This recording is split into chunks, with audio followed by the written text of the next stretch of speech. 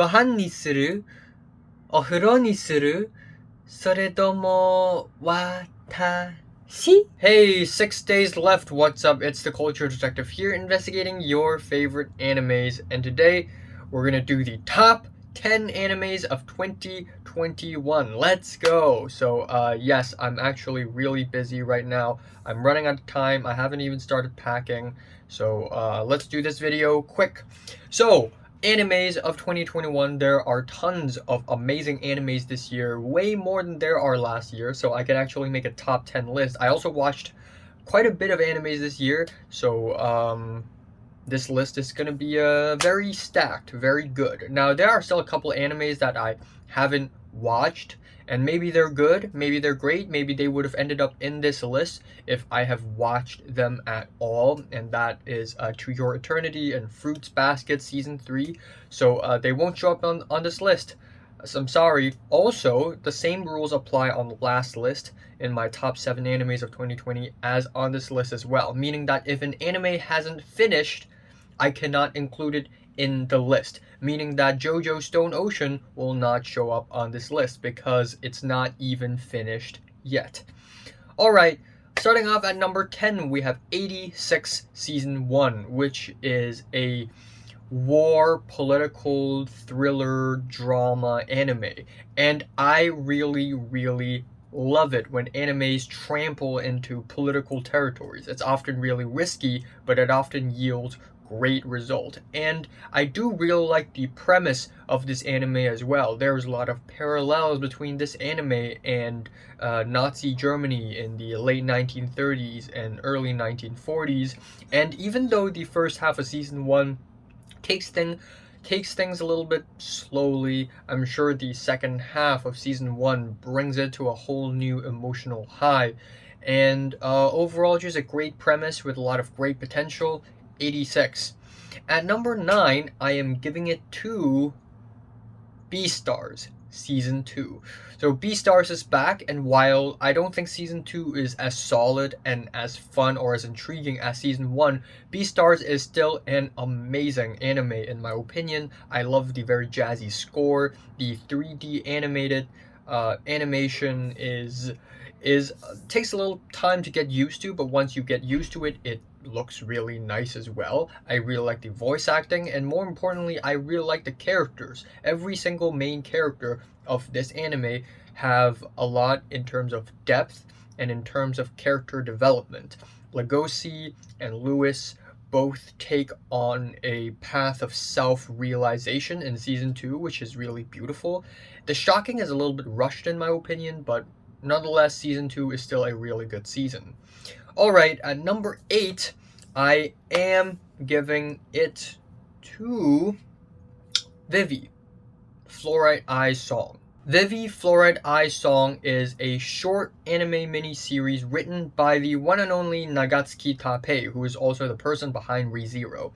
And this is a very interesting take on artificial intelligence and the future of mankind. Now, there has been tons of movies, TV shows, and animes that explore topics like AI, but I feel like none have explored it like Vivy does, where it is more focused on the coexistence between AI and humanity and how different laws being passed, different incidents, different things would change the course of history and the relationship between AIs and humans. In a sense, this anime focuses so much more on the diplomatic side of things and the practicality side of things. It's not as exciting, but it is so much more thought-provoking, and it's also really fun as well. There are a lot of very short arcs, which are short. I wish they're longer, but the ending is amazing, and Nagatsuki Tappei remains to be one of the most creative light novel writers of our generation, and probably of all times. Alright, at number 7, I'm giving it to a really recent anime that I actually haven't talked about on this channel before, but I've watched a little bit, and that is Komi-San wa komuso desu, which means Komi-San can't communicate. And this is probably the first ever rom-com slice of life anime that I actually legitimately enjoy. I have watched Nagatoro-san Ijiranai de Nagatoro-san earlier this year, and while it's cutesy and fun, I'm just not really getting it. I just feel like this genre of anime isn't for me, and at the end, I just think that the anime is kind of forgettable. You know, just a cute sadistic girl and some awkward boy, and that's it. They hang out and whatever. But this anime, though, Komi-san Can't Communicate, is different. First of all, this anime is really, really fun. There's a lot of very fun, choppy edits, and the choppy edits can be a little distracting at times, but once you get used to the pace, you get used to it, and it is really, really fun. But on top of that, I think out of all the main girls, you know, like Uzaki-chan, Usagi-san, not Usagi. Why did I say Usagi? What's the one? Takahashi Rie and Kazuyuki star together. Taka. I forgot the name. Shoot. But it's not Usagi-san. I don't know why I said that. And of course, there's Nagatoro-san. I think this is the best san there is. Komi-san is the best one because she is a very elegant, beautiful girl who has a certain charm, but she is a komuso, a person who can't communicate. You know, it's almost like a disease, almost like an illness. And so, throughout the whole series, she really tries to conquer her own social anxiety with the help of the main character, who's also kind of awkward, but this time awkward is not his only personality trait. He is legitimately caring and helpful. And on top of that, there is more of a solid goal in this anime to make 100 friends. So yeah, endearing anime, and as a person who has struggled socially in secondary school, this anime relates to me to some degree, and it's just a really fun, wholesome, and great anime. At number 6, I'm giving it to one of the most refreshing isekais of the year, and that would be Mooshok Tensei, or Jobless Reincarnation. So there has been a lot of isekais, which is basically a genre of anime where you die and you get transported to another world. You die very likely by truck. So Mushoku Tensei happened, and it's actually more refreshing than other isekais because instead of the usual, oh my god, crazy witch, magic, fairies, even though Mushoku Tensei has these things as well, it's more focused on the idea that you can actually change your life, because the main character of Mushoku Tensei in the past life, he is an otaku, someone who stays in his room, watches a lot of anime, hentai, jerks off, doesn't go out, is a shut-in NEET, and is all in all a loser. But throughout this journey of being in Mushoku Tensei, he begins to learn the beauty and the possibilities of life, which is so much more of an interesting focus than other animes. And surely Mushoku Tensei also has a lot of fan service, but these fan service scenes aren't portrayed as heroic moments for the anime, rather something that our main character here has to conquer. Also, the world building of this anime is so much larger than I thought it would be. So there we go, Mushoku Tensei. Alright, here we have the top 5. At number 5, finally I get to talk about this, Jujutsu Kaisen. Yeah, so I didn't include this in the 2020 anime list because it's not even over yet, so I'm including here on this list. Yeah, Jujutsu Kaisen is not your average action adventure shonen seinen series. It's actually more of a seinen, but yeah, it is action adventure, and as expected, there's a lot of fighting. There's a lot of funny comedy scenes. But what Jujutsu Kaisen does is that it capitalizes on all these funny scenes and fighting, and just lace it with a lot of style, and it does it with so much fun and creativity. It is honestly one of the best action adventure series I've seen in anime so far. And there's a lot of lore going on when it comes to the magical powers that everybody has. It's all used very creatively, it's all very different, and dare I say, I prefer the magic system in Jujutsu Kaisen so much more than Demon Slayer. It's just so much more creative.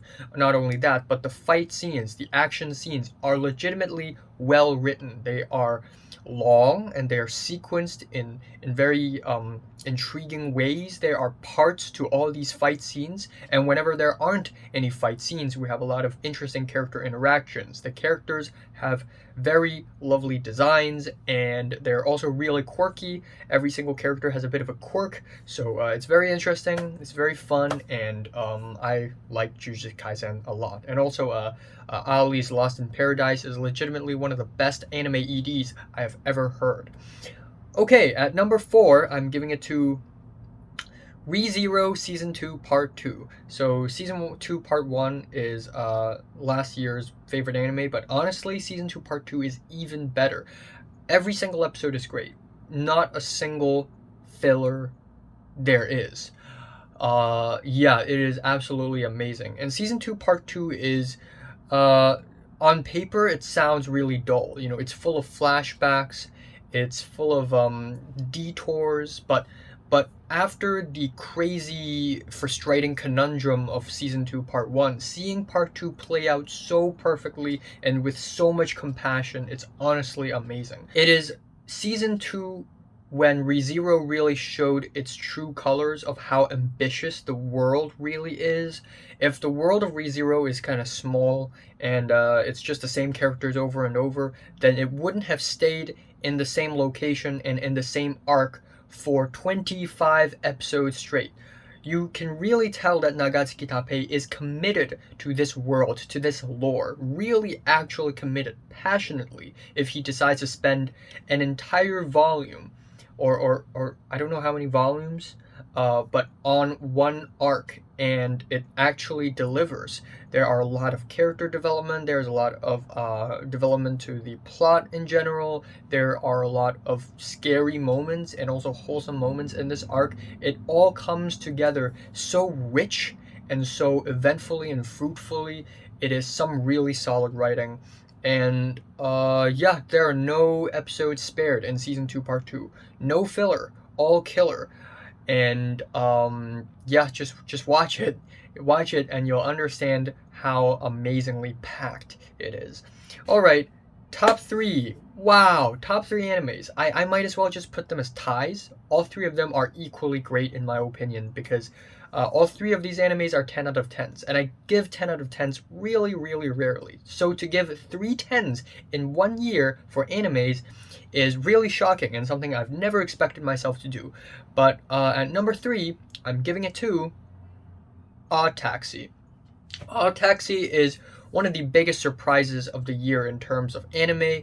It is a short, I think 11 or 12 episode long anime with this very, humble hand-drawn animation style, and it has a character ensemble. There are tons of characters. So with this few episodes and with this many characters, you would think it would be a mess. But no, it actually played out very, very perfectly. This anime is where a lot of these characters have their own problems. Every single character has their own problems to conquer. They have their own psychological problems. The monkey character who really, really, really wants love and is driven by lust. There is another character who is in a financial situation, so she turned to the world of mafias and gangsters and yakuzas in order to fix her financial situation.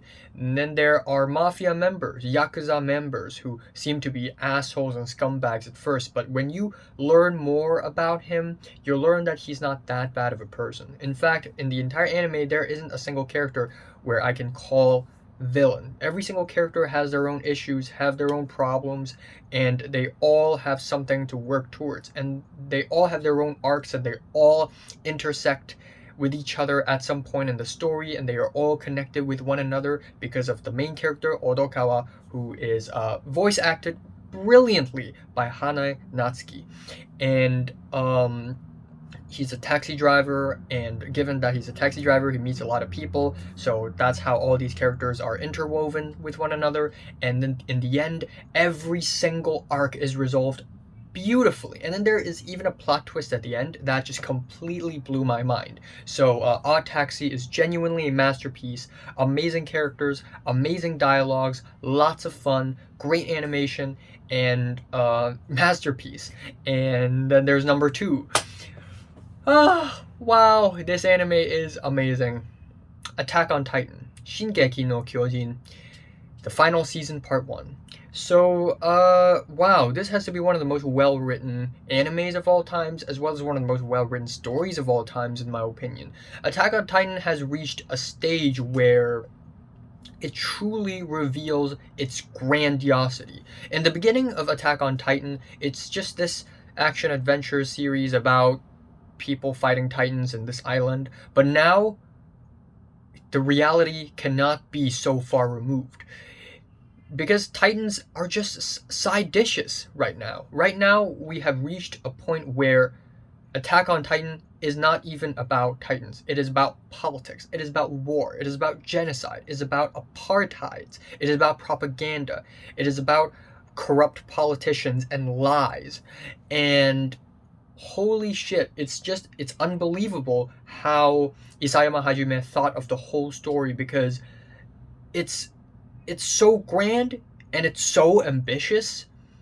It's really difficult to believe, especially how every single character serve a purpose. Not a single character is wasted in the story, and there are no villains. After we, the audience, have seen the island side of things and then the Marley side of things, we really learn different characters' perspectives, and every single characters have layers. They all have goals, desires, they all have layers, they all have their own thing, and you cannot predict how any of the characters will go.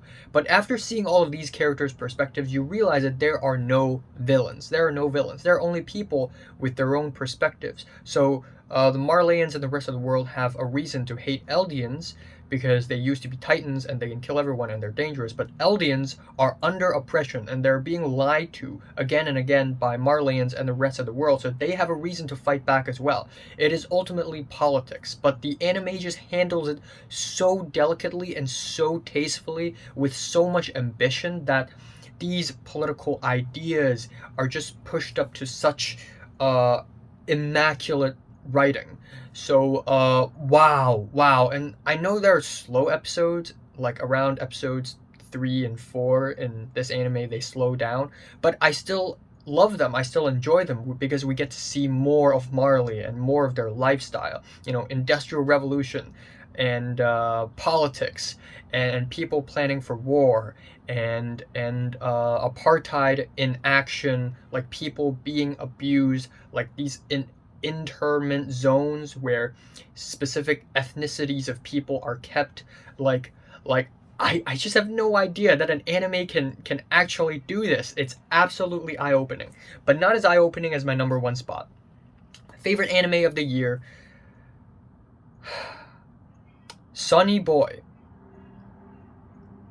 Yep. So Sonny Boy is an anime that completely blew me out of the water. It is how do I even describe it? This is beyond any genre. I can't really define Sonny Boy as any genre. At some point on episode 2 or episode 3, I realized that making sense of Sonny Boy is a futile effort. This is not really a story-driven anime, whereas it is more about the metaphors, the concepts, and the feelings that it leaves behind. This is so much more than just a story. This is an artwork, and this is nothing short of a masterpiece. It is very inaccessible. It makes no sense. It is about how a bunch of secondary school or high school students in Japan somehow ended up in the void, and they wanted to get out, and they were never able to. and they jump from world to world, to a beach, to a snowy world, and there are a lot of weird issues going on. And it's kind of like Lost, it's kind of like Lord of the Flies, it's kind of like Drifting Classrooms. It certainly has its influences, but it still doesn't take away from the fact that this anime is ingenious because of how it treats character dynamics as well as the plot at the same time. At first, it seems almost like we can still make sense of this, but at some point, it's just too crazy. And then we, the audience, begin to realize that this is an anime beyond storytelling. This is more about abstract ideas, especially ideas of existentialism and absurdism and nihilism, things like that, religion, belief in a higher power, the meaning of life, the meaning of death.